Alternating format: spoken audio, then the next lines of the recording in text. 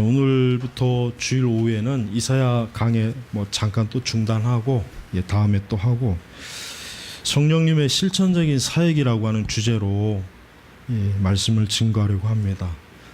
대체로 이 개혁주의권의 성령론 또 성령에 관한 책들을 보면은 굉장히 교리적으로 어쨌든 아주 깨끗하고 또 명쾌하게 정리하려고 그렇게 한 책들인데, 한 가지 조금 아쉬운 거는 이제 그게 너무 지나치면 이제 사변적이 되는 거예요. 사변적이라고 하는 얘기는 뭐냐면 실제적인 삶과 연관이 되지 않는 원리적인 것만 추구한다는 게 이제 사변적이라는 거예요.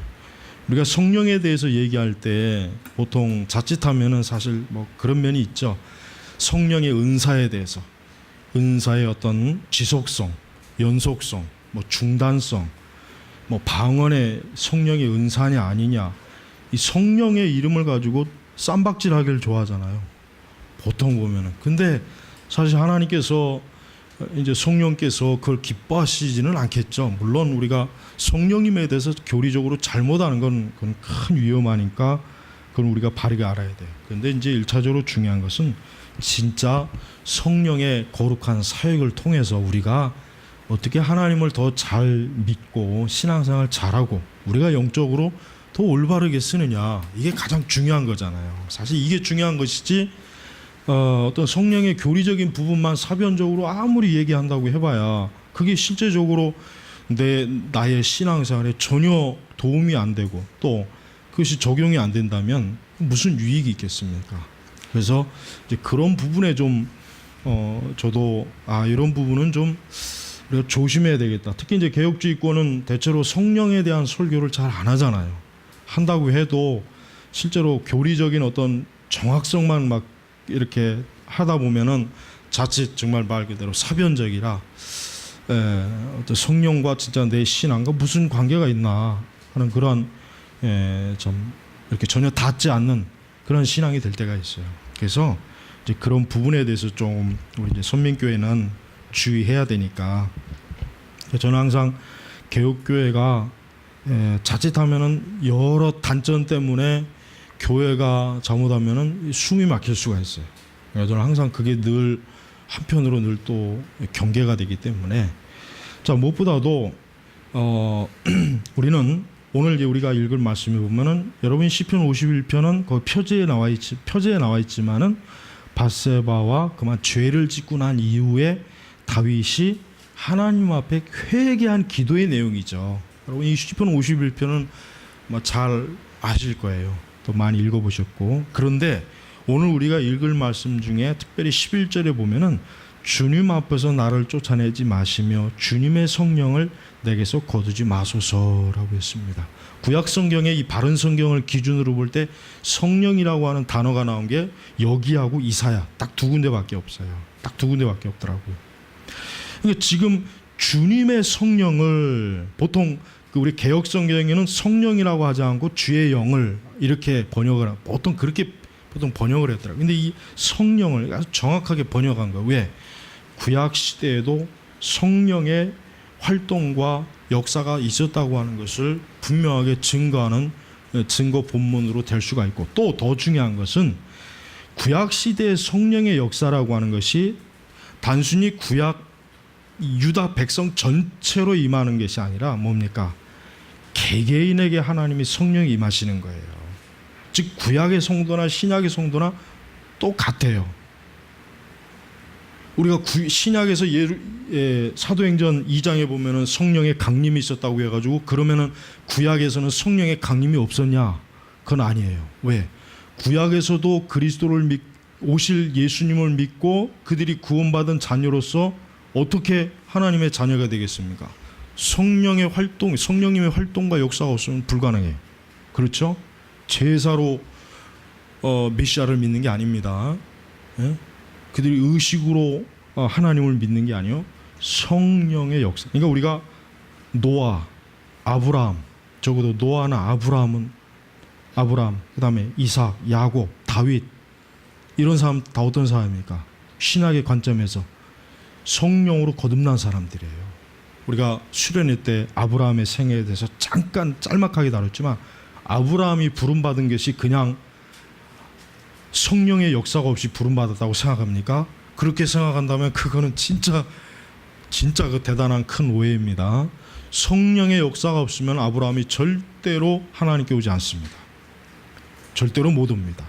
성령께서 아브라함에게 내주하셔서 아브라함이 하나님의 음성을 듣고 따를 수 있었던 것이지, 단순히 아브라함이 성령의 활동과 역사가 없이 그가 어떤 하나님의 존재를 알고서 하나님을 따랐다는 것은, 그러면 역으로 얘기하면 오늘날에도 성령이 없이도 교회 예수님 믿을 수 있다는 말과 전혀 다를 바가 없어요.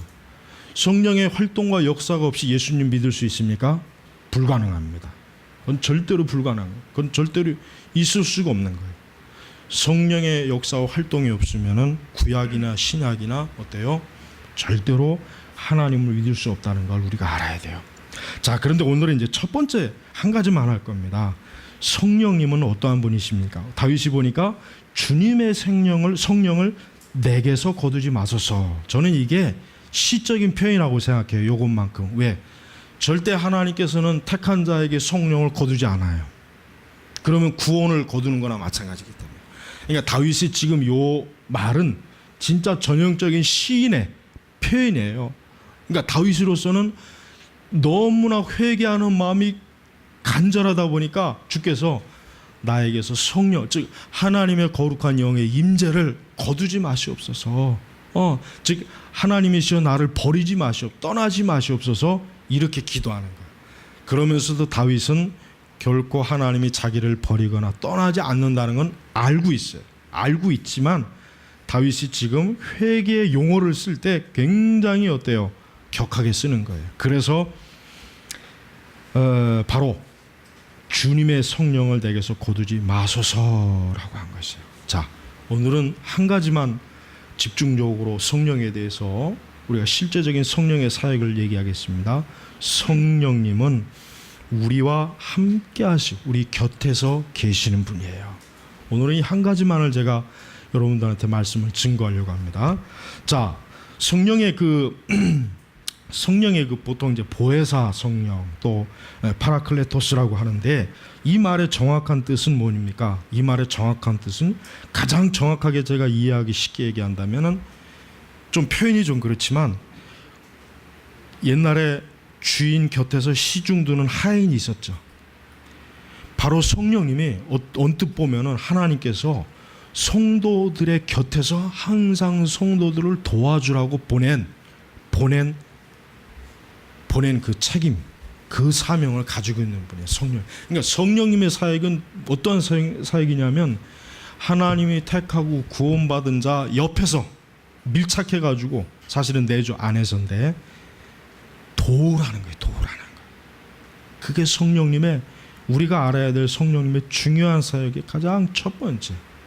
우리가 단순히 지금 뭐 성령의 어떤 역사, 능력, 표적, 지금 이걸 얘기하는 게 아닙니다. 그거는 다른 문제고, 성령님께서, 하나님께서 왜, 즉 예수님께서 승천하시기 이전에 내가 성령을 보내겠다 그랬단 말이에요. 보내가지고 오순절 다락방, 그 마가의 다락방에서 사도들이 기도할 때 성령님이 임재했어요. 그래서 사도행전 표현에 보면은 불이 혀같이 갈라지는 것도 보이고 그랬단 말이에요. 그런데 그 의미가 뭐냐면, 성령께서 바로 뭡니까? 사도들 곁에서 이제 사도들 내주하셔갖고 사도들이 사역하는데, 사도들이 예수 그리스도를 따르는데, 교회를 세우는데, 복음을 전하는데, 또 저들이 하나님을 어떤 핍박과 고난과 어려움 속에서 해나가는데 성령께서 어떻게 해요? 서포트 해주라는 거예요. 도우라는 거예요. 도우라는. 그게 바로 성령께서 하나님과 예수 그리스도의 이름으로 성령이 보냄받은 가장 첫 번째 목적입니다. 그러니까 성령의 목적은 방언이 아니에요. 그게 아니란 말이에요. 성령님은 하나니까, 우리가 이제 중세시대 때 아주 중요한 동방교회, 서방교회 중요한 논쟁 중에 하나가 뭐냐면, 성령의 그 필레오, 성령을 누가 보냈냐, 이게 결국은 동방과 서방이 갈라진 계기인데, 서방은, 그 당시 카톨릭은 뭡니까? 어거스틴의 신학을 중심으로 하나님과 그리스도의 이름으로 성령을 보냈다. 그러나 동방은 하나님의 이름만 보냈다 그런 거예요. 예수님을 제거했단 말이에요. 동방에서. 그러니까 서방에서는 난리가 나요. 그러면은 예수님은 하나님이 아니냐? 이것 때문에 동방과 서방의 신학적인 논쟁을 하다가 결국은 싹 갈라진 거예요, 지금. 그러면 우리 개신교는 뭡니까? 성경적으로 봤을 때 성령은 누구의 이름으로 보내냐면 하나님과 그리스도의 이름으로 보내는 게 맞아요. 동방신학이 그건 잘못한 거예요. 그리스도의 이름으로 성령을 안 보내면 그러면 삼일체 되신 예수님은 그럼 뭐예요? 자칫하면은 하나님과 동격의 위가 아니라고 하는 그 점담은 그런 그 내용이 나올 수 있다면 아주 굉장히 위험스러운 거예요. 자, 하나님께서 예수님께서 두 분이 그 삼일체 중에 두 분이 성령을 보내신 이유는 뭐냐면 바로 성도들을 곁에서 도우라는 거예요. 뭘 도우라? 믿음 생활을 하는데 도우라는 거예요. 믿음 생활을 하는데. 그러니까 여러분 우리가 성령님을 의식하는 건 정말 중요한 거예요. 오순절 은사주의 교회가 다 잘못됐지만 한 가지 성령에 대해서 강조하는 건 그건 정말 잘한 거예요. 그건 잘한 거예요. 그러나 저들은 신학적으로 성경적으로 너무 좀 오류가 많아서 그게 문제란 말이에요. 그러나 성령을 강조하는 건 그건 정말 잘하는 거란 말이에요. 그걸 우리 개혁교회가 놓치면 안 돼요. 근데 개혁교회가 그걸 놓치고 있잖아요. 개혁교회에서는 대체로 성령에 대한 설교는 잘 안 해요. 대체로 하나님 아버지에 대한 설교를 많이 하고 예수님에 대한 설교는 해요. 그러나 대체로 성령님에 대한 설교를 하지 않습니다. 그러나 우리가 알아야 됩니다. 우리가 지금 일상적으로 매일 삶 속에서 우리와 친밀하게 가까이 하시는 분이 누구냐면은 물론 삼일째 하나님이지만 더 구분하면 성령님이에요. 매일매일 성령님과 진짜 동행합니다. 진정한 거듭나고 중생한 자들은 성령님과 1분 1초도 떨어지지 않습니다.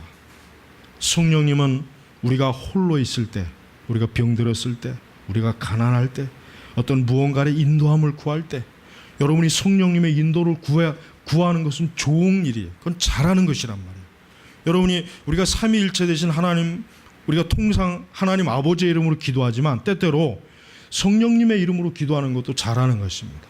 여러분이 성령님의 이름으로 도움을 구하고 성령님의 이름으로 인도를 구하고 성령님의 이름으로 구체적으로 여러분의 삶 속에서 어려움과 환난을 성령께서 도우시도록 하는 건 그건 굉장히 잘하는 거예요. 그렇게 해야 돼요. 그렇게 안 하는 게 문제가 있는 거예요. 그렇게 안 하는 걸 잘한다고 생각하면 안 돼요. 자, 다윗은 주님 앞에서 그러니까 주님의 성령을 왜 성령을 내게서 거두지 마. 다윗은 성령께서 자기와 항상 함께하는 걸 알고 있었단 말이에요. 믿었단 말이에요. 그런데 자기의 그 부정한 죄 때문에 정말 하나님께서 혹시라도 성령을 거둬가시면 어떨까 이런 두려움에 지금 표현을 한 거란 말이에요. 자, 보십시오. 구약의 다윗이 성령님을 이렇게 간절하게 갈급해하며 성령님이 떠나실까 두려워했다면 신약의 성도들은 얼마나 옛날에 어떤 책을 보니까 스펄전이 강단에 올라갈 때마다 성령이시여 나를 도우소서, 성령이시여 나를 그러니까 그 기도를 하면서 강단에 올라갔다고 그래요. 맞아요. 신약의 교회는 이 성령의 내주가 아니면 교회는 세워줄 수도 없고 한 발짝도 움직일 수도 없고 교회는 무너집니다. 그러니까 우리 그리스도인들이 사실 성령의 충만함, 이 성령에 대해서 바르게 그리고 많이 강조하고 올바로 알아야 되는 건 분명한 거예요. 이건 사실은 굉장히 잘하는 건데 안타깝게도 개혁교회가 이제 하도 이제 성령 은사주의에 대해서 하도 좀 경계를 하다 보니까 그런 거를 이제 우리가 신학적으로 분별을 하다 보니까 정작 진짜 성령에 대해서 설교하지 않고 성령님의 그 우리의 실천적인 사역에 미치는 성령의 역사와 은혜와 능력에 대해서 너무 무지한 거란 말이에요. 그래서 사실 논쟁이 되긴 하지만 로이드 존스 목사님의 성령의 주권적 사역, 성령 세례는 나는 그걸 지지합니다. 난 그걸 받아들여요. 사실 로이드 존스 목사님의 그 신학이나 그 설교 중에 제일 많이 비판받는 게 그거란 말이에요. 그것 때문에 영국에서도 로이드 존스 목사님을 뭐 변절자다, 은사주의자다, 아주 비판이 심했는데 나는 그게 맞다고 생각해. 왜? 영국의 교회가 지금도 그렇지만 폭삭 주저앉았단 말이에요. 지금 영국이나 스코틀랜드나 이 영영방, 스코틀랜드, 웨일즈 이 지역의 교회 나가는 프로가 1%예요. 1%. 로이드 존스 목사님 그 시대에도 2, 3%밖에 안 됐단 말이에요. 그러니까 로이드 존스 목사님이 판단하기에 교회가 아무리 신학이 정교하고 청교도 개혁주의 또 많은 어떤 그 기독교적인 활동을 해도 가만히 보니까 성령의 실제적인 활동을 교회가 너무 등한시하는, 그러니까 그 설교를 한 거란 말이에요. 근데 사실은 그 로이드 존스가 은사주의자를 지지한다, 은사주의자들을 옹호한다, 그거를 근거를 가지고 많이 그러는데 그렇지 않아요. 그 책을 읽어보면 절대 그렇지 않습니다. 로이드 존스는 절대로 오늘날 성령운동, 신사도 운동하는 사람들 절대 지지 않습니다. 만약에 오늘 그분이 살아서 오신다면 지금 그 은사주의자나 신사도 운동가들이라는 것 절대로 그 지지하지 않습니다. 그 분명히 이단이라고 정죄할 거예요. 그러나 반대로 하나님의 교회가 성령의 활동에 대해서 입 닫고 있는 것도 결코 좋은 게 아니란 말이에요. 그러니까 우리 개혁교회도 오순절 은사주의자들 못지않게 입에 성령을 달고 살아야 됩니다. 왜? 성령의 역사가 아니면 신학교회 자체가 생기질 않았거든.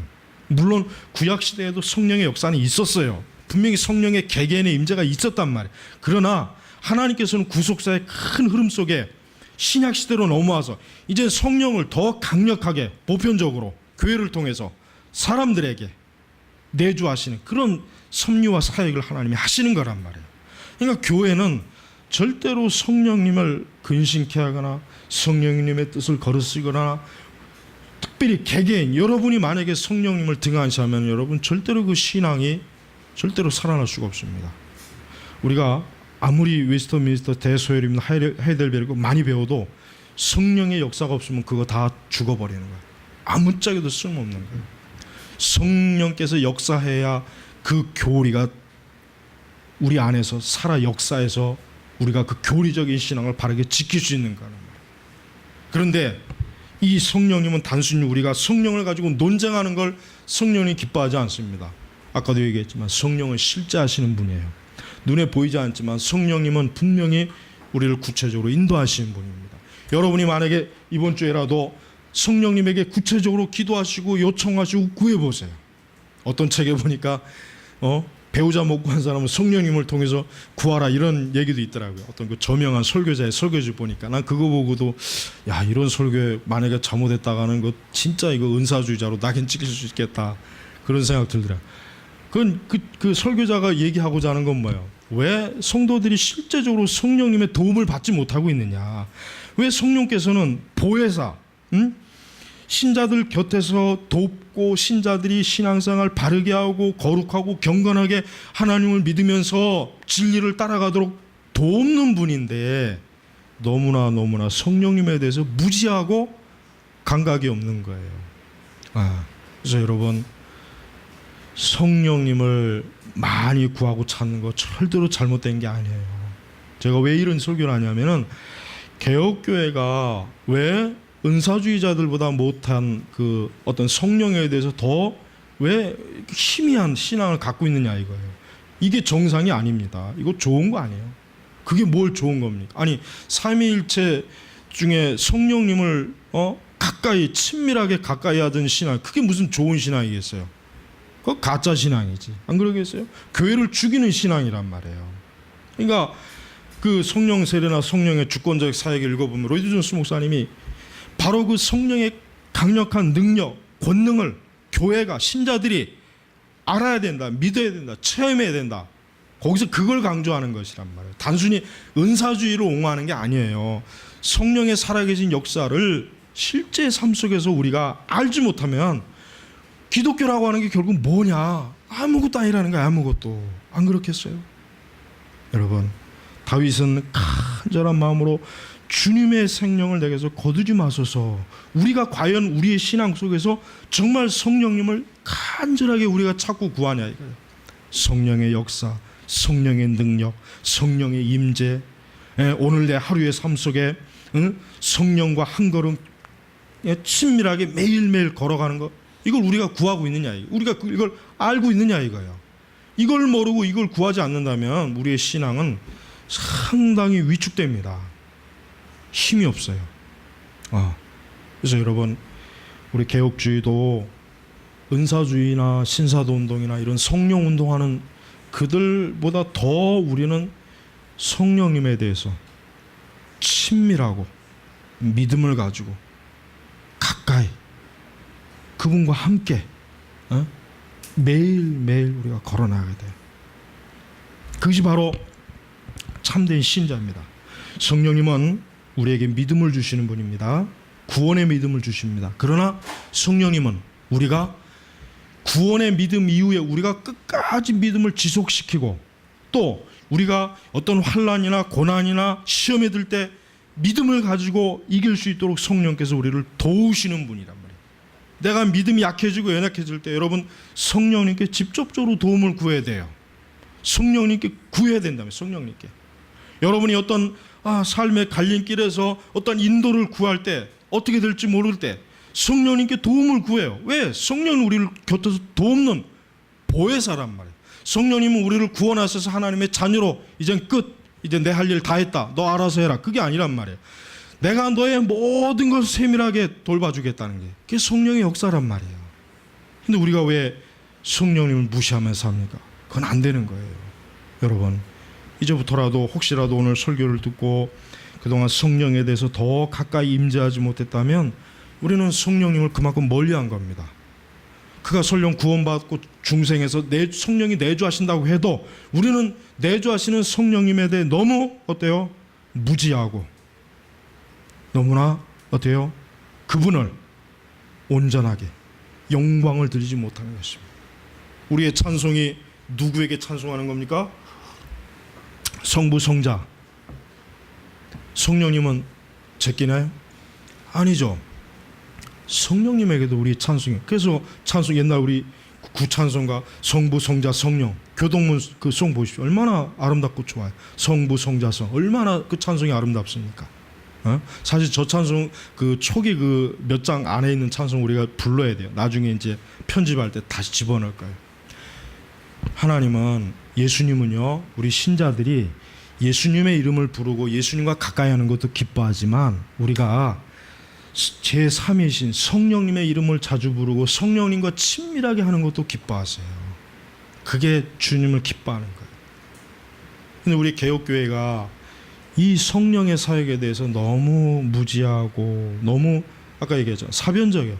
단순히 논쟁하기 위해서 용도로만 성령에 대해서 얘기하지, 실제로 성령님이 내 삶 속에서 어떻게 거룩한 은혜의 역사와 나를 정말 도우시는, 어떻게 도우시는가에 대해서는 거의 다루질 않는답니다.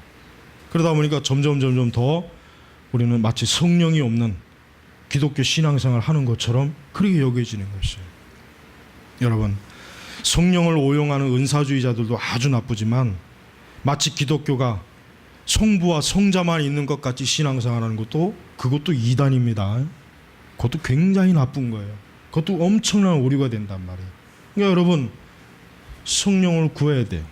여러분, 매일매일 아침에 일어날 때마다 저녁에 자기 전에 성령의 이름을 부르고, 성령께서 오늘 하루도 내 삶을 주님 안에서, 주의 영 안에서 풍성하고 은혜와 성령이 충만하고 모든 죄와 유혹을 이기고 내 믿음의 담대함을 주시고, 내가 또 어떤 것을 갈 길을 몰라서 헤맬 때 나를 성령께서 구체적으로 인도해 주시고, 내가 누구를 만날 사람이면 만나게 하시고, 만나지 안 할 사람은 만나지 않게 해주시고.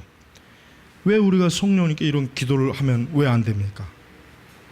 당연히 해야 되는 거예요. 그거 안 하면은 우리의 신앙은 굉장히 많은 손해를 보는 거예요. 여러분, 사도행전으로 넘어가서 여러분 사도들이 그 많은 활동과 그 행적을 보십시오. 성령의 역사가 얼마나 강하게 나타납니까? 얼마나 신자들에게 성령께서 친밀하고, 왜? 그리스도께서 떠나셨어요. 그러나 주님이 계신 것 이상 못지않게 가까이 누구를 통해서? 성령님을 통해서 교회와 함께 하시고 신자들과 함께 하신단 말이에요. 그런 목적이 아니라면 왜 굳이 성령을 보냈겠어요? 보낼 이유가 없지 않습니까? 여러분, 이제부터 성령님은 참으로 구속, 즉 구원받은 신자를 곁에서 도우라고 하나님과 예수님께서 파송하신 거예요. 그러니까 성령님의 활동을 무시하면 안 돼요. 우리가 성령님을 너무 소홀히 기도로 찾지 않고 구하지 않는 것은 그만큼 우리가 성령을 근심케 한 거란 말이에요. 여러분, 죄를 어떻게 이깁니까? 무슨 수로 이기겠습니까? 성령의 은혜로 이기는 것이. 성령의 이름을 부르면서 여러분이 도움을 구해 보십시오. 하나님이 왜 돕지 않겠습니까? 왜? 성령은 주의 하나님의 사정을 누가 합니까? 성령께서만 하시는 거예요. 그러니까 우리가 기도를 하고 성령 말씀을 읽어도 도대체 무엇인지 모르고 방황하고 어려울 때가 있어요. 그럴 때 어떻게 합니까? 성령을 구하는 거예요. 성령께서 나를 인도하다는 거예요. 우리는 성령에게 방언을 내려달라, 은사를 달라 할 필요는 없어요. 그러나 우리의 실제적인 실천적인 삶 속에서는 성령께서 나를 한 걸음 한 걸음 인도해 주세요. 지도해 주세요. 성령께서 나에게 지혜를 주세요. 성령께서 내 입술을 주장해 주세요. 성령께서 오늘 하루도 내가 살아가는 데 있어서 내가 하나님이 기뻐하시는 길로 갈 수 있도록 나를 구체적으로 성령께서 인도해 주세요. 이 기도가 있어야 됩니다. 이 기도 없으면 안 돼요. 여러분, 우리는 성령님을 향하는 간절한 사모함이 있어야 돼요. 여러분, 예수님 믿지 않는 사람이 왜 고독하고 왜 우울하고 왜 저들이 그 육신의 정욕과 악으로 인해서 왜 갈급해합니까? 진짜 홀로 했기 때문에 그러는 거예요. 그러나 참된 성도는 누가 계십니까? 성령님이 계시니까, 성령님이 함께하니까, 혼자 있는 게 아니라면 성령께서, 그러니까 다윗은 항상 성령께서 자기와 함께 하신다는 걸 믿은 사람이에요. 그걸 알았어요. 그 기쁨과 은혜가 너무 귀한 거예요. 그러니까 혹이라도 주님이 내게서 성령을 거두지 마소서. 진짜 성령을 만약에 거두면 다윗은 도저히 자기는 살 수 없다고 믿은 거예요. 여긴 거란 말이에요. 여러분, 우리는 가면 갈수록 악령, 악한 영들, 이 더러운 영들, 귀신들, 아주 정말 퇴폐적이고 이 죄만 잔뜩 쏟아내 오염된 타락한 영들, 귀신들, 악령들, 이것들이 갈수록 판을 칩니다. 우리 눈에 보이지 않지만 이 세상에 악이 지배하는 곳, 죄가 무성하는 곳에 누가 있겠습니까? 악령이 있단 말이에요. 하지만 우리에게는 성령이 계십니다. 성령. 우리가 만약에 좀 더 지금보다 우리가 더 만약에 하나님 나라에 더 근접하면은 성령님이 얼마나 거룩하고 신령하고 깨끗하고 정결한 영이신지 알 거란 말이에요. 응? 그래서 10절에 보면은 하나님이시여 내 안에 깨끗한 마음을 창조하시고 내 안에 견고한 영을 새롭게 해 주시옵소서. 근데 이게 그냥 되는 겁니까? 이게 돌을 닦는다고 되는 겁니까? 이게 뭐 철학기도 한다고 되는 거 아니죠. 주님 앞에서 나를 쫓아내지 마시며 주님의 성령을 내게서 거두지 마시옵소서. 성령을 거두는 게 주님 앞에서 쫓아내는 거예요. 성령을 거두시는 게 뭐예요? 하나님 앞에서 그를 쫓아내는 거예요. 진짜 만약에 하나님이 한번 구원받은 자를 만약에 또 버릴 수 있다, 만약에 그 교리가 옳다면은, 만약에 구원받은 자에게서 성령을 거두신다면 뭐예요? 나는 이제 너를 버린다는 뜻밖에 안 되는 거예요.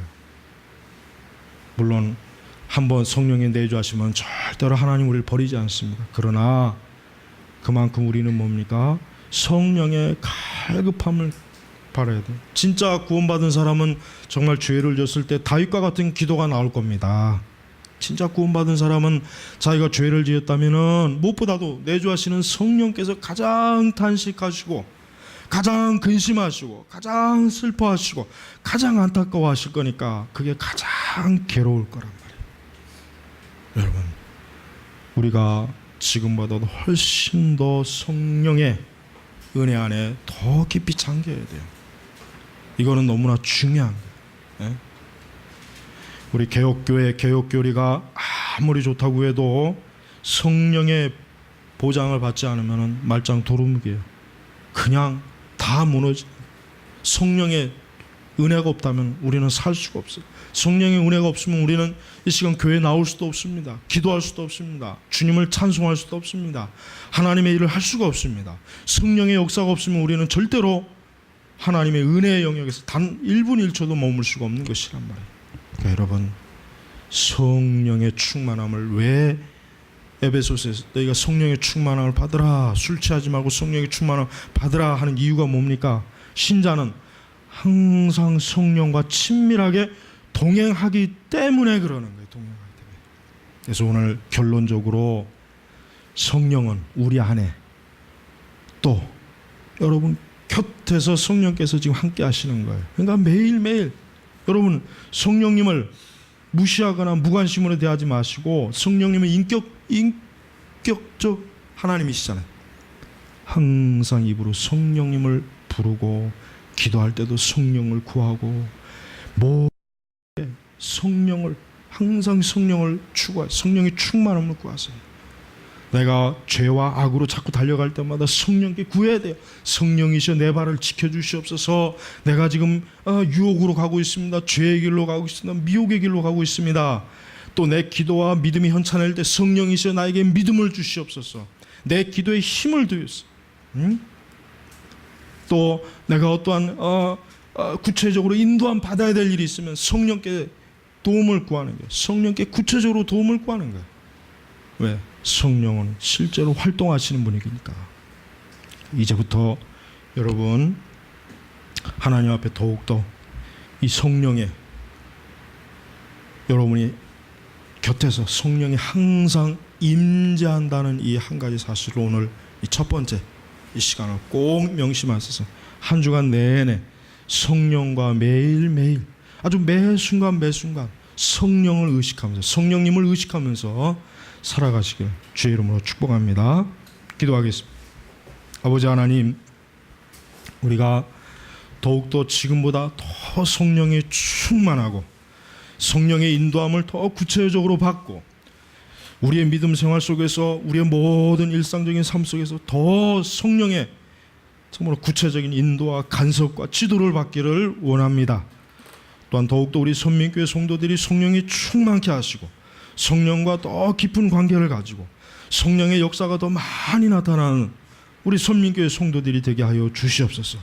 그래야 그리스도께 속한 자라고 하는 증거가 될 수 있도록 성령께서 우리를 도우시고 인도하여 주시옵소서.